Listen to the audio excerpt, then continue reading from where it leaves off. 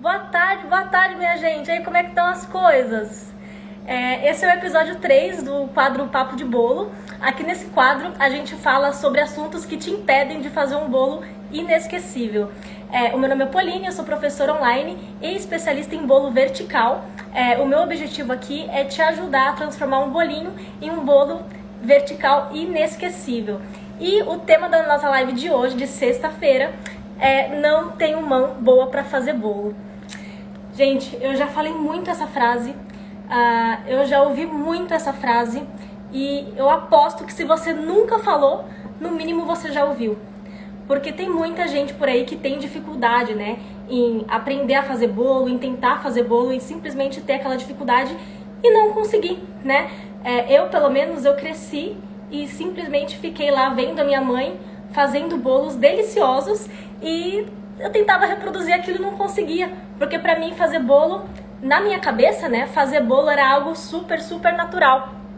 E, na verdade, quando eu tentei reproduzir, né, depois de ter crescido e tudo mais, eu não conseguia, então eu pensava, eu não tenho mão boa pra fazer bolo e simplesmente parei, né? Então essa frase acabou me impedindo de continuar tentando fazer bolo, né?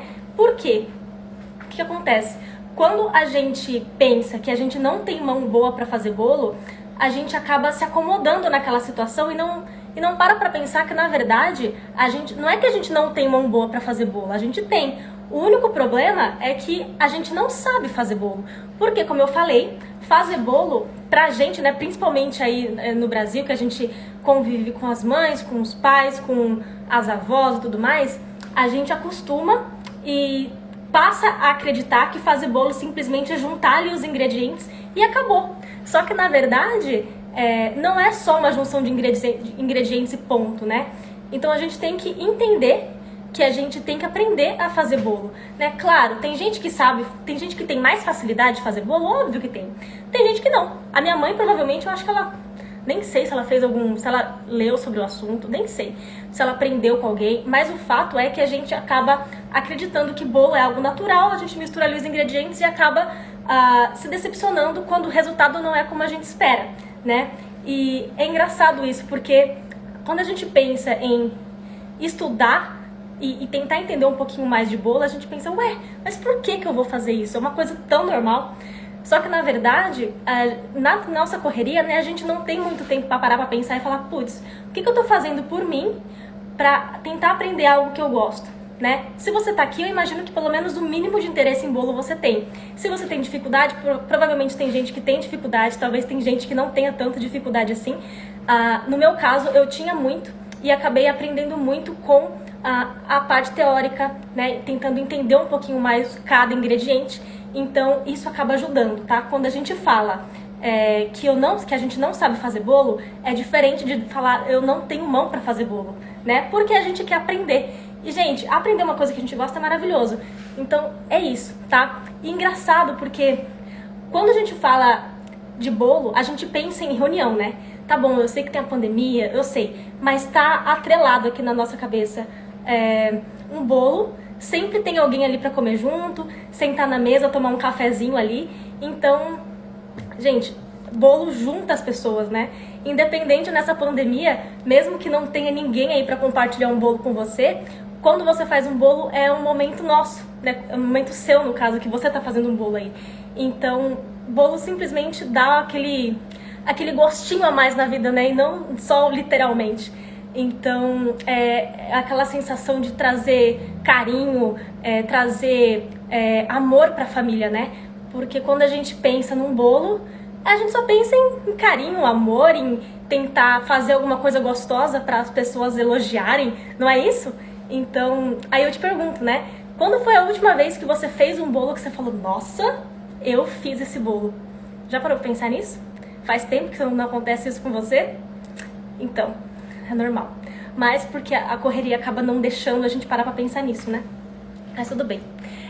E o problema também tem a questão de quando a gente vai querer fazer um bolo, tem aquela questão de...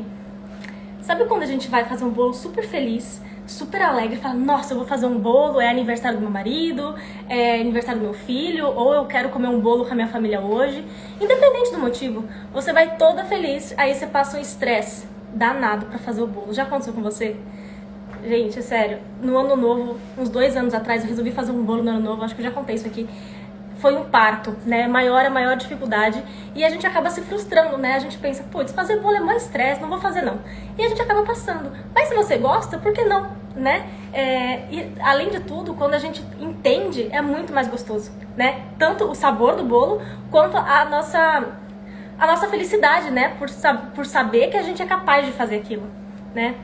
E aí você pensa, depois de passar por tanta dificuldade, tanto estresse, você pensa, quer saber? Cansei, eu não quero mais, eu não tenho mão boa pra fazer bolo. E foi exatamente isso que aconteceu comigo naquela época, né? Mas, gente, enfim, é aconchego, bolo é tudo de bom.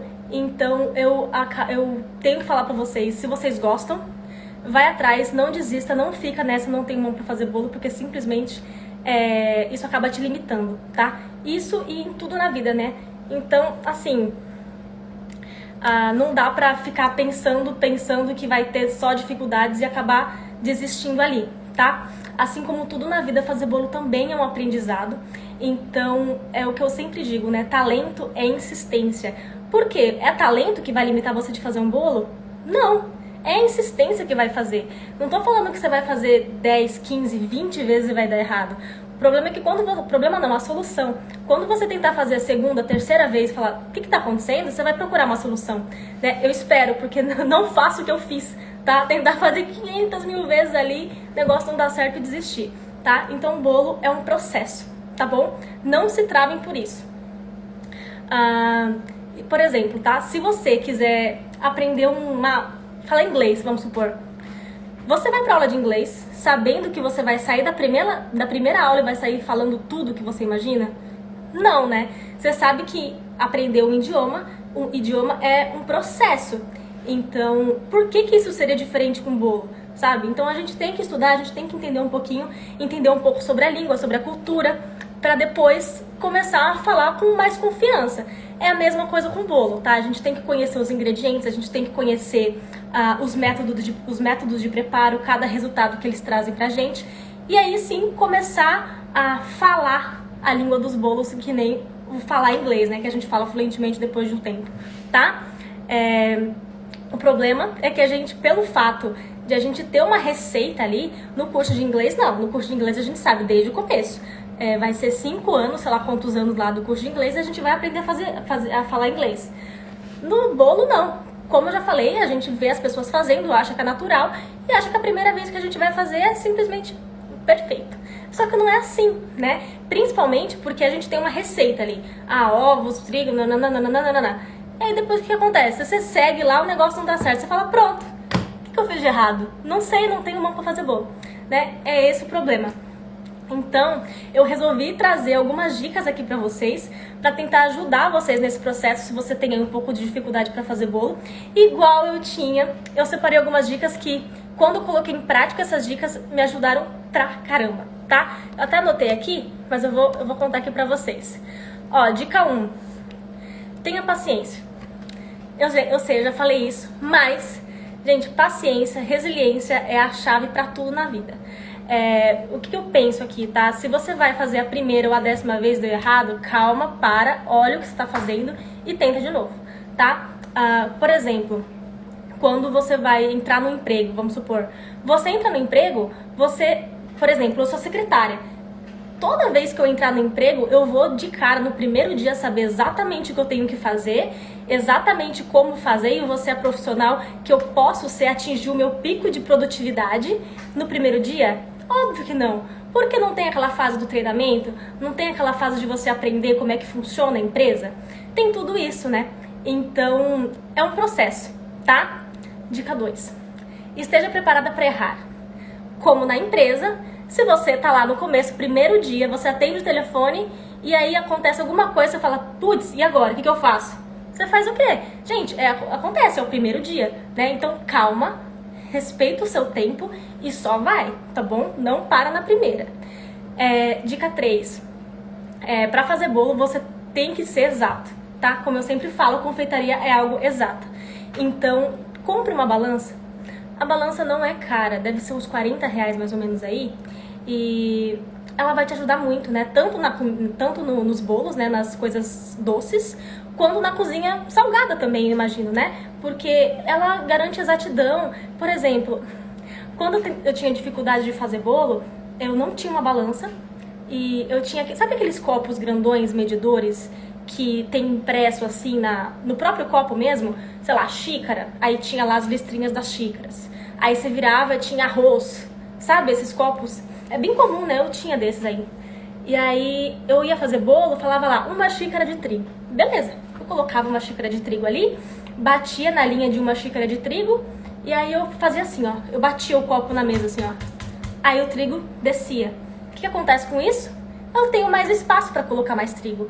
E agora me diz, qual que tá certo? Quando eu bato o copo na mesa pra nivelar o trigo ou quando eu não bato?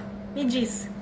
Então, isso traz algumas diferenças na receita que, por mais que seja pequena, pode fazer toda a diferença, tá? É o mesmo exemplo dos ovos. Eu fiz uma live de ovos essa semana e realmente muda muito. Se você usa um ovo grande, só que não pesa esse ovo, tem ovo que tem 50 gramas, tem ovo que tem 45 gramas, tem ovo que tem 55 gramas.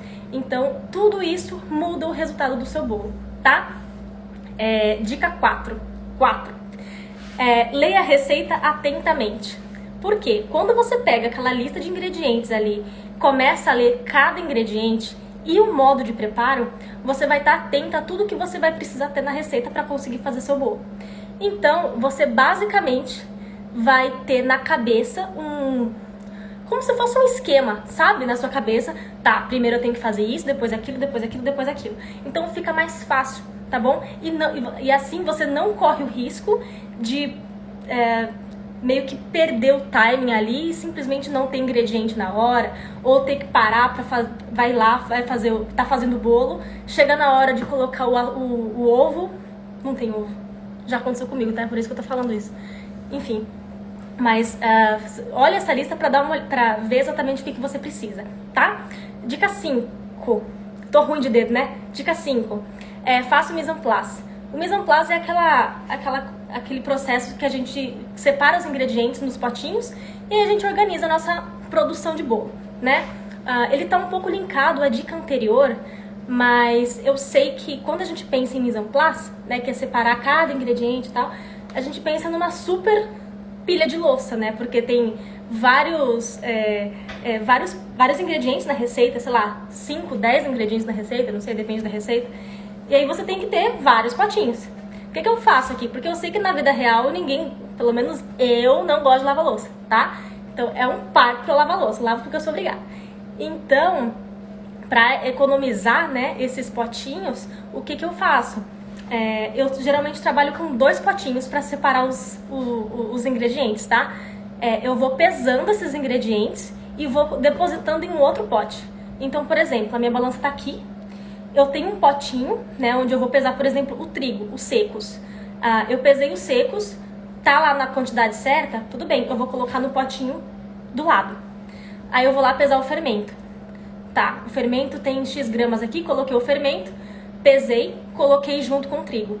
Então, isso acaba fazendo com que você economize potinhos, né, pra lavar.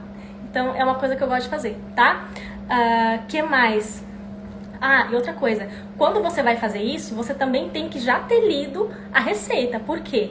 Por exemplo, você vai lá fazer uma receita de um bolo que você tem que colocar o fermento por último, vamos supor. Então, você não pode colocar o fermento junto com o trigo.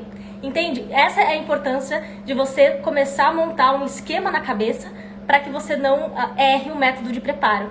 E também você vai otimizar na parte do mise en place, né? Então, por exemplo, se você vai fazer um bolo no método cremoso, aquele que a gente junta açúcar, manteiga, bate, ovos secos e líquidos, né? Enfim, cada um no seu horário, da hora de fazer a receita. O que acontece? Você sabe que a primeira coisa que vai entrar na receita é manteiga e açúcar. O que você vai fazer? Você vai colocar num potinho ali, vai pesar, colocar tudo junto. Legal, já tá pesado? Tudo bem, esse daqui pode ficar junto, entende? Então é diferente de você colocar tudo junto, chegar na hora de você for fazer o seu bolo, você fala, putz, a manteiga não era junto com o açúcar, e agora? E pra você separar depois? Então tem que entender e ler a receita também, tá? tá? Com relação aos líquidos é a mesma coisa. Você coloca 2 potinhos ali, simplesmente vai pesando e vai depositando no potinho do lado. Daí vai chegar um momento que vai estar um potinho de secos e outro potinho de líquidos, entendeu? Então fica muito mais fácil. E acaba agilizando um pouco o nosso processo ali da hora de fazer a receita, tá? O que mais? Dicas. Dica 6. Pré-aqueça o seu forno. Eu sei que tem muita gente por aí que fala, não preciso pré-aquecer o forno, eu consigo fazer um bolo perfeito sem pré-aquecer o forno, tudo mais. Gente, tem várias coisas que podem acabar influenciando se você pode ou não pode fazer o pré-aquecimento do forno ou não, tá? Claro, você pode fazer tudo, né? O que você deve ou não deve fazer, no caso. Por exemplo, se você vai fazer uma massa, aquela pão de ló que você bate as claras em neve e mistura depois, na hora você tem que colocar direto no forno. Por quê? Senão aquele arzinho ali, aquelas bolhas de ar que a gente incorporou com todo o trabalho ali na clara em neve, ela simplesmente vai embora se você deixar em cima da bancada, né? Então, pré-aqueça o forno, coloca dentro do forno na hora ali, tá? Inclusive, tem o fermento, não sei se vocês já sabem, mas o fermento ele começa a agir, o auge da liberação dos gases que ele faz é 60 graus. Se você coloca um bolo ali dentro do forno que não está aquecido, ele vai começar a fazer efeito nesse meio tempo até chegar na temperatura correta. Então você perdeu alguns minutos ali onde o fermento está liberando, mas não está no auge. Então ele pode ter problema de crescer o seu bolo, tá? Então sempre pré-aqueça o forno, garanta, tá? E até porque você tá pegando o jeito de fazer bolo. Então não queira, né, colocar ali no forno frio e aí falar, não deu muito certo. Faz o negócio certinho, tá? Até porque eu acho que 99% estou tirando esse número da minha cabeça, tá? Porque a maioria das receitas pedem para usar o forno pré-aquecido, tá bom? Geralmente 80 graus aí. Dica 7. No início não tenta inventar moda. Não tenta, tá? Por quê? Segue o que tá na receita. Quando você não entende direito os ingredientes, fica um pouquinho mais complicado de você mudar os ingredientes, tá? Por exemplo, uma das dificuldades que eu tinha na hora de fazer bolo, principalmente quando eu cheguei aqui nos Estados Unidos, é que na receita que eu tinha, eu pedia chocolate em pó e eu, na minha cabeça, pensei, eu não tenho chocolate em pó, vou trocar por cacau em pó. Não entendia nada mesmo. O que acontecia? O cacau em pó absorve muito mais água do que um chocolate em pó que tem açúcar, tem um monte de coisa ali. Então a minha massa ficava seca pra caramba. Então, precisa pré-aquecer o forno, Fran. Então, até esqueci o que eu tava falando, gente. Pera. E não tente inventar moda. Então, por quê? Quando eu coloquei ali o cacau em pó, ele sugou muita água e a massa ficou muito seca. Resultado, meu bolo ficou uma madeira. Uma madeira, praticamente. Então, realmente, não tente inventar moda. Siga a receita e só tente mudar a receita quando você estiver confiante do que você tá fazendo, tá? Porque a gente pode achar que é uma coisa banal, que, não vai dar diferença, mas na verdade acaba dando, tá bom? Dica 8. Cuidado para não bater demais a massa, bater demais a farinha depois que coloca dentro dos outros ingredientes, ali nos ingredientes líquidos. Porque se você bate demais a farinha ali, ela vai desenvolver o glúten, que é a parte da proteína da farinha. E o seu bolo vai ficar duro, vai ficar seco, vai ter problema para crescer. Então, eu não faria isso, tá? Recomendação e experiência própria. Evita isso, só bate o suficiente para você incorporar a farinha, mas não bata demais, tá? Só incorpore e acabou. Que mais? Dica 9. Não deixe o seu bolo dando sopa em cima da mesa, em cima da pia, em cima da geladeira, em cima de qualquer lugar. Você terminou de fazer o bolo, coloca no forno, tá? Principalmente quando a sua receita pede alguns dos ingredientes que estejam um pouco mais quentes. Tem receita que pede leite morno, tem receita que pede para derreter a manteiga, enfim. Quando você tem esses ingredientes que são um pouco mais são aquecidos, né? Esse fermento, lembra que eu falei do fermento que na alta temperatura ele começa a fazer efeito? Se você deixa uma massa dessa pronta em cima da bancada, o fermento vai começar a fazer efeito e no período que ela tá esperando em cima da bancada, ele tá soltando os gases. Chega no forno, não tem mais fermento ativo ali, tá? Ou se tem, tem menos do que deveria. Então o seu bolo também não cresce mais, tá? Não cresce o suficiente. Então leva direto pro forno. Que mais? Use ingrediente em temperatura ambiente. Poli, você acabou de falar que tem receita que pede leite quente, manteiga mais morninha porque ela tá derretida. Sim, mas isso é receita que fala, tá? Se a receita não fala nada, pede ovos, farinha, ovo, ovos, farinha, leite, enfim, tudo isso, e não menciona a temperatura, é sempre em temperatura ambiente, tá? Então você tira o ingrediente da geladeira por volta de uns 20, 30 minutos antes, para deixar esse ingrediente baixar a temperatura, subir a temperatura, e aí sim você consegue fazer com que esse ingrediente consiga ter uma emulsão legal quando você for juntar todos eles e fazer o seu bolo, tá bom? Tire com antecedência, não esquece. Inclusive, essa é a importância de fazer o mise en place, porque quando você separa os ingredientes, automaticamente você já tira o que é necessário da geladeira. E aí, na hora de você fazer o bolo, vai estar mais correto em relação à temperatura, tá bom? Dica 11. Tá acabando, gente, essa é a última. Cuidado com o tamanho da forma. Sim, a forma importa. E importa muito. Não sei se já aconteceu com vocês, mas às vezes a gente tem uma massa de bolo ali, que a gente, na própria receita mesmo, pode até mencionar, sei lá, massa, forma 20 por 20. Aí você coloca, você tem essa aqui de 15, pode colocar aqui na forma de 15 por 15. E no final das contas, a sua massa praticamente enche a forma. O bolo vai crescer, não vai ter espaço ali para ter apoio enquanto ele estiver crescendo e vai transbordar. Além da zona que você vai fazer no seu forno, esse bolo pode afundar, porque quando ele transborda, ele perde a estrutura principal e acaba afundando no meio, então você não vai ter um bolo legal. E também tem a questão de você ter uma massa que, por exemplo, igual aquele exemplo, você tem uma forma que pede uma forma de 20 por 20, só que na realidade você tem uma forma de 30 por 30. O que vai acontecer? A massa vai abrir demais, ela vai ficar muito espalhada. E aí a massa, né, a quantidade de massa na forma vai ficar super fininha. Pelo fato dela estar super fininha, quando você leva no forno, ela pode ser que ela não cresça direito. Então e também tem a questão de você acabar perdendo o timing, né, o tempo de tirar essa massa do forno. Então você corre o risco de acabar queimando essa massa, deixando mais tempo do que o necessário, então ela vai acabar ficando seca e ela pode ter problema de crescimento. Então se a receita pede uma forma de 15 por 15, tenta colocar numa forma de 15 por 15, tá? Se você não tem uma forma dessa, o que você vai fazer? Você vai somar todos os ingredientes da receita, você vai somar, sei lá, 1,2 kg, vamos supor. Você vai pegar a forma que você tem, vai encher de água e vai pesar 1,2 kg, que é a mesma quantidade da soma dos ingredientes do bolo, lembra? E aí você vai ver até que ponto chega na forma, na lateral da forma, e você vai falar, bom, a água bateu praticamente 2/3 da forma. Tudo bem, coloca a massa ali e pronto, já tá ótimo.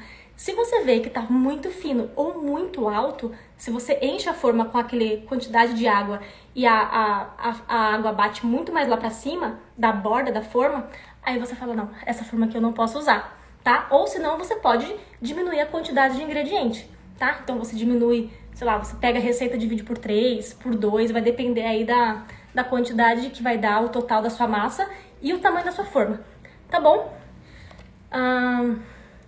Gente, eu acho que é isso. Nossa, eu falei muito, né? Falei muito e falei rápido, né? Tá bom. Bom, mas só resumindo aqui, pra fazer bolo você não precisa ter talento, você não precisa ter mão boa. O que vai ditar se você vai fazer um bolo bom é a sua dedicação e a sua paciência, tá? E a sua vontade, porque é isso que importa, né? No final das contas é isso que acaba importando.